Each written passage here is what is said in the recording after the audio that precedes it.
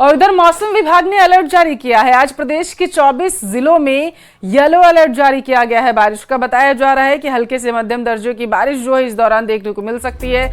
कुछ इलाकों में तेज बारिश के साथ जो है बताया जा रहा है हवाएं भी चलेंगी। तेज बारिश के साथ हवाओं का आसार जो है वो जताया गया है। टोंक, बारा, जोधपुर में बारिश का दौर लगातार जारी है, जिसकी वजह से जनजीवन पूरी तरीके से प्रभावित जो है वो देखने को मिला हुआ है। तो 24 जिलों के लिए येलो अलर्ट जारी किया गया है। इस वक्त की बड़ी खबर मौसम विभाग से जुड़ी हुई आप तक पहुंचा रहे हैं।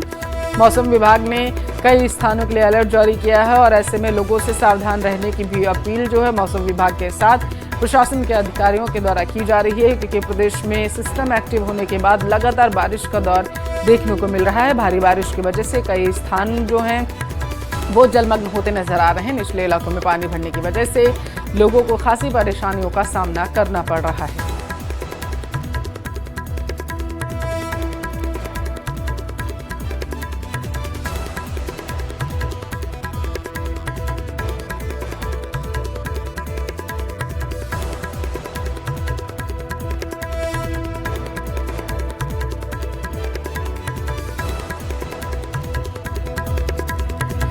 और सीधे रुख करेंगे हमारे साथ जोधपुर से चंद्रशेखर संवाददाता लाइव जुड़ चुके हैं, जो बताएंगे किस तरीके से वहां पर तस्वीरें देखने को मिल रही हैं। टोंक से दौलत पारिक हमारे साथ है। सबसे पहले रुख करेंगे जोधपुर का, जहां पर भारी बारिश देखने को मिल रही है। चंद्रशेखर, तस्वीरें दिखाइएगा। अभी भी मैं देख पा रही हूँ बारिश काफी तेज हो रही है। चंद्रशेखर।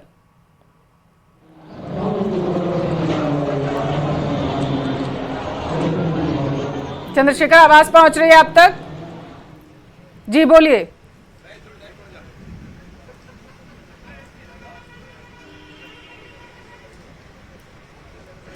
चंद्रशेखर को आवाज नहीं जा पा रही है, शायद एक बार फिर से चेक करेंगे। और उससे पहले दौलत का रुख कर लेते। टोंक से हमारे साथ जुड़े हुए हैं। दौलत, आपके पास आते हुए भारी बारिश का सामना इस वक्त टोंक के लोगों को करना पड़ रहा है।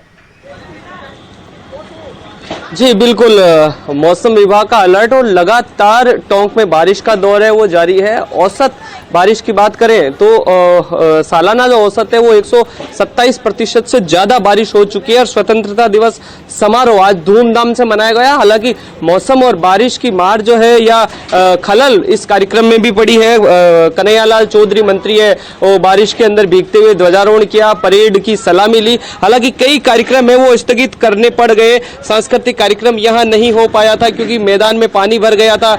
योगाभ्यास नहीं हो पाया, परेड भी यहां नहीं हो पाई। कहने का मतलब कार्यक्रम उत्साह में कोई कमी नहीं थी, लेकिन बारिश की वजह से कई कार्यक्रमों को में कटौती करनी पड़ी। ध्वजारोहण है वो समय के अनुसार 9 बजे मंत्री कन्हैयालाल चौधरी ने यह किया। जो भी कार्यक्रम और होने थे, हालांकि जो व्यवस्थाएं हैं आप देख सकते हैं, पुलिस परेड ग्राउंड में व्यवस्थाएं पूरी थी, लेकिन बारिश इतनी तेज थी। सुबह 8 बजे से पहले जो बारिश शुरू हुई थी वो अब थोड़ी हल्की हुई है। और ऐसे ही हालात जिले भर में है। पीपलू की बात करूं तो पीपलू का इलाका जो है वो पूरी तरह से चारों तरफ से कटा हुआ है। वहां लोगों की आवाजाही बहुत कम है। ऐसे में उपखंड स्तर का जो कार्यक्रम था वो एसडीएम की गाड़ी जो है वो बात है कि लोगों को परेशानियों का सामना करना पड़ रहा है। दौलत, अगली बार जो मैं आपके पास आऊंगी तो आपके पीछे में तस्वीरें देख पा रही हूँ, वहां पर जलभराव हो रखा है, वो दिखाइएगा, लोगों से भी बातचीत करिएगा। अभी 12 को रुक करेंगे। विपिन तिवारी हमारे साथ जुड़े हुए हैं वहां से। विपिन, बारिश की वजह से लोगों को बहुत परेशानी हो रही है। प्रशासन भी लगातार लोगों से अपील कर रहा है कि निचले इलाकों में जाने से बचें। कैसा अलर्ट 12 में जारी किया गया है, ये बताइए।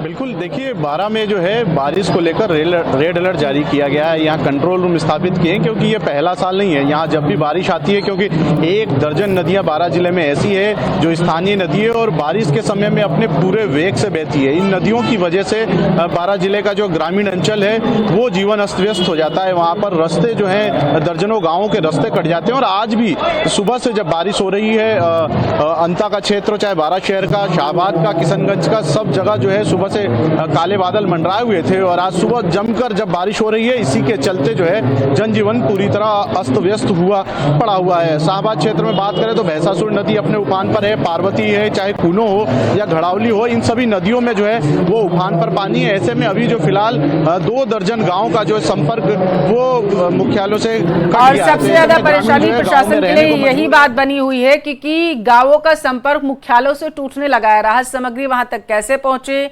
ये सबसे बड़ी परेशानी प्रशासन की इस वक्त की है। जोधपुर का रुख करेंगे चंद्रशेखर, भारी बारिश हो रही है जोधपुर में भी, किस तरीके से लोग इसका सामना कर रहे हैं, प्रशासन की तरफ से क्या इंतजाम किए गए?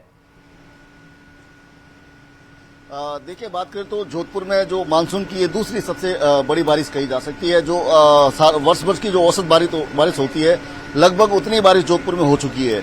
बात करें तो कल रात से ही जो है पूरे शहर को जो है बादलों ने अपने आगोश में ले रखा था और आज सुबह एक तरफ जहां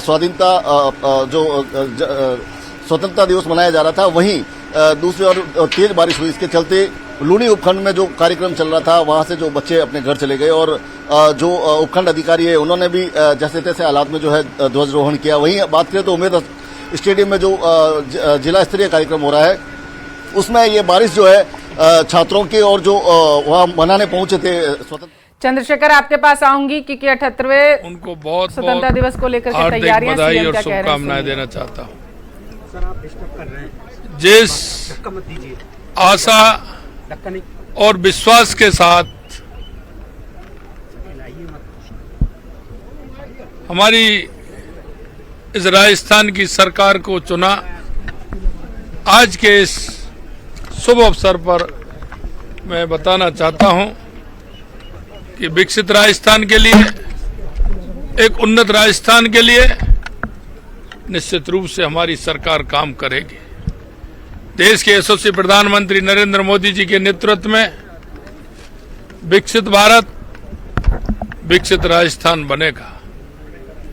और आज मैं आपके माध्यम से उन सभी शहीदों को नमन करता हूं, उन सभी महापुरुषों को नमन करता हूं जिन्होंने अपने जीवन को समर्पित कर दिया और हमारे देश को आजादी दिलाने का काम किया।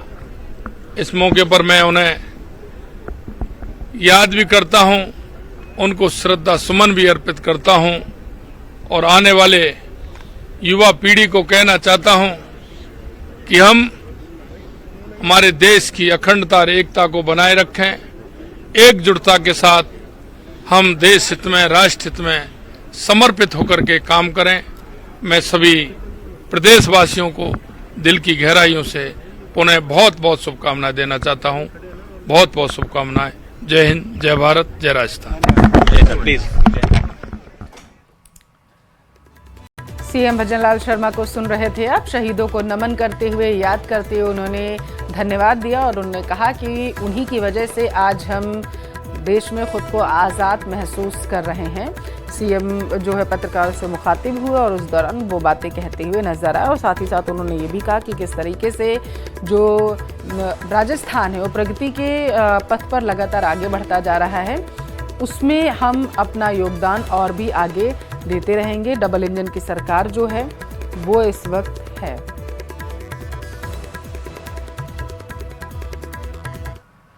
बूंदी शहर में हो रही बारिश के चलते चैनराजी के कटला स्थित भूतेश्वर महादेव मंदिर का बरामदा अचानक ही भरभरा कर गिर गया। घटना के संबंध में मंदिर पुजारी अजय गोस्वामी ने बताया है कि रात को उनका परिवार मंदिर के कमरे में सो रहा था। इस दौरान कमरे के बाहर स्थित बरामदे की पहली 2 पट्टियों के गिरने से आवाज सुनकर उनका परिवार मंदिर की तरफ गया, जिसके कुछ देर बाद ही पूरे बरामदगी की छत जो थी वो भरभरा कर गिर गई।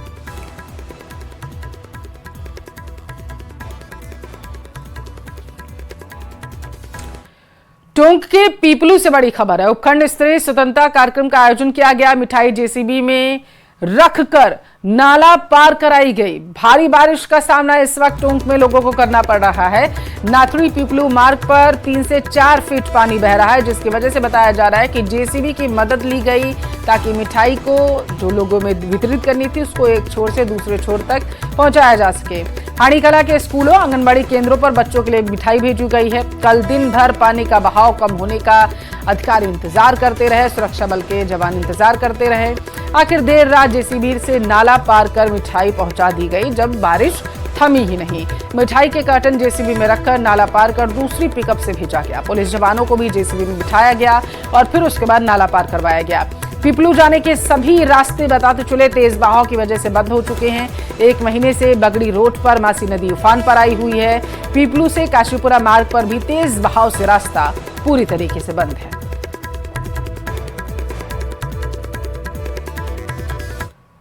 उधर जयपुर में भारी बारिश के कारण हालात अब बिगड़ चुके हैं। बुधवार शाम तकरीबन 4 घंटे तक हुई भारी बारिश से सड़कों पर पानी भर गया। आज भी भारी बारिश का दौर लगातार जारी है। सड़कों पर नदी की तरह पानी बहता हुआ नजर आ रहा। कार, बाइक समेत अन्य वाहन तैरते दिखाई दे रहे हैं। रेलवे स्टेशन पर ट्रक पानी में डूब चुका है। सचिवालय में घुटनों तक पानी भर गया है।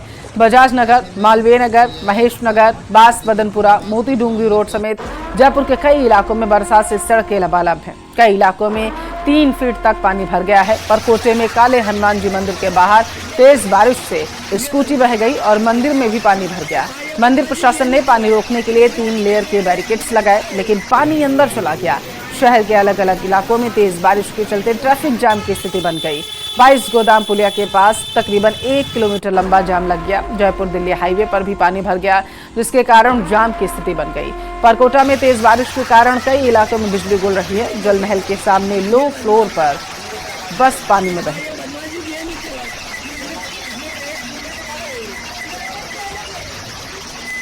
तो तस्वीरें आप देखिए, जल महल के सामने एक लो फ्लोर बस फंस गई थी। 10 से 12 सवारियां इसमें थी। बस में स्तर जो था वो लगातार बढ़ता जा रहा था पानी का। आपदा प्रबंधन वालों के हेल्प नंबर साझा किए गए हैं उनकी तरफ से, ताकि लोगों को सहूलियत मिल सके।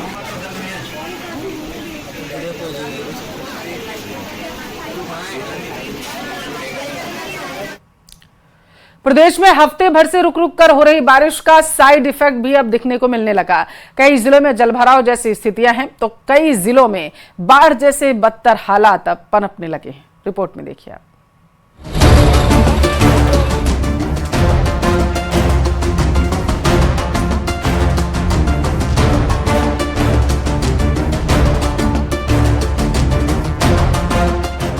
शहर शहर सैलाब, आफत बेहिसाब। आसमानी प्रहार, बारिश मूसलाधार।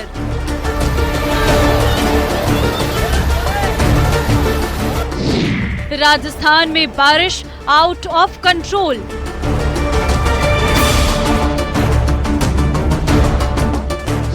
बाढ़ की मनमानी, आधा प्रदेश पानी पानी।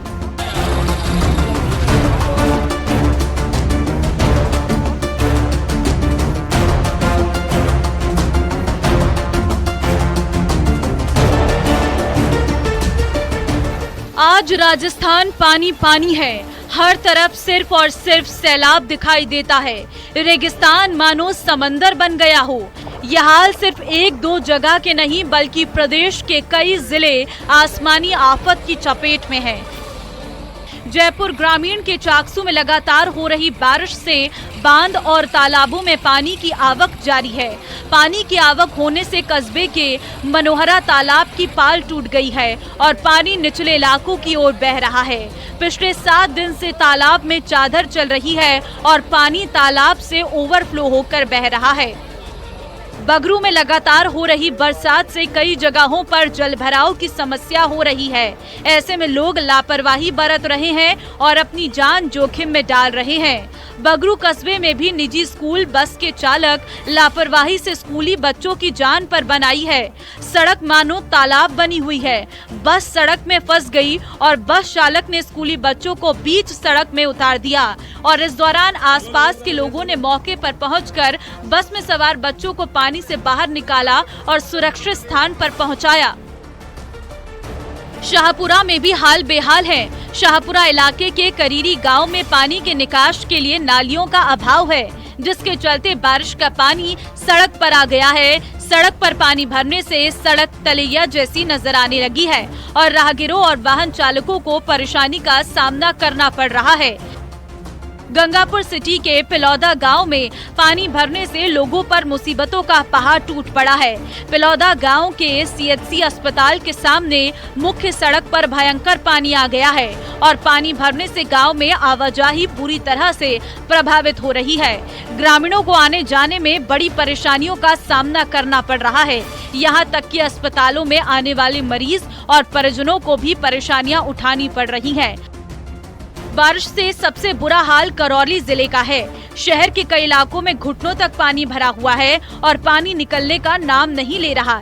हिंडौन के 12 से अधिक इलाकों में घरों और दुकानों में 5-5 फीट तक पानी भरा है। बरसाती पानी के साथ सीवर का गंदा पानी लोगों के घरों में भर गया है और लोग अपने घरों में कैद हैं। दूध, सब्जी, ब्रेड, राशन जैसी जरूरत की चीजों तक की सप्लाई नहीं हो रही है।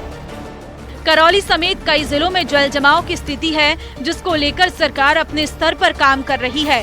मंगलवार को मुख्यमंत्री वजनलाल ने खुद बाढ़ प्रभावित इलाकों का हवाई सर्वे किया और अधिकारियों के साथ बैठक कर जरूरी दिशा निर्देश दिए। Bureau report, news 18।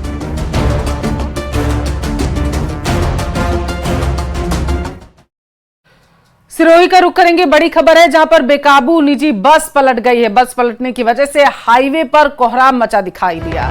Beawar Pindwara highway पर हनुमान मंदिर के पास की ये घटना है।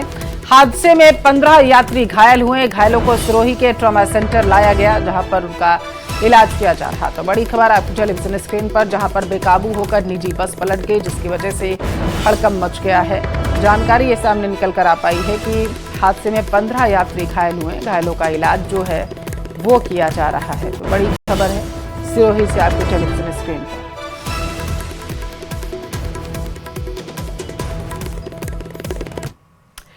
कोलकाता में लेडी डॉक्टर की हत्या की घटना को लेकर हिंडौन में डॉक्टर्स ने कैंडल मार्च निकालकर मृतका को श्रद्धांजलि दी। इस मौके पर डॉक्टर्स ने घटना को लेकर आक्रोश भी जताया और इससे पहले डॉक्टर जिला अस्पताल में एकत्र हुए। कैंडल मार्च निकालते हुए चौपड़ सर्कल पहुंचे। चौपड़ सर्कल पर डॉक्टर्स ने मोमबत्ती जलाकर और 2 मिनट मौन रखकर श्रद्धांजलि दी। इस दौरान IMA के सचिव डॉक्टर आशीष कुमार शर्मा ने बताया कि मेडिकल कॉलेज के स्तर पर इस तरह की घृणित हत्याएं पूरे चिकित्सा समुदाय का मनोबल तोड़ने वाली हैं।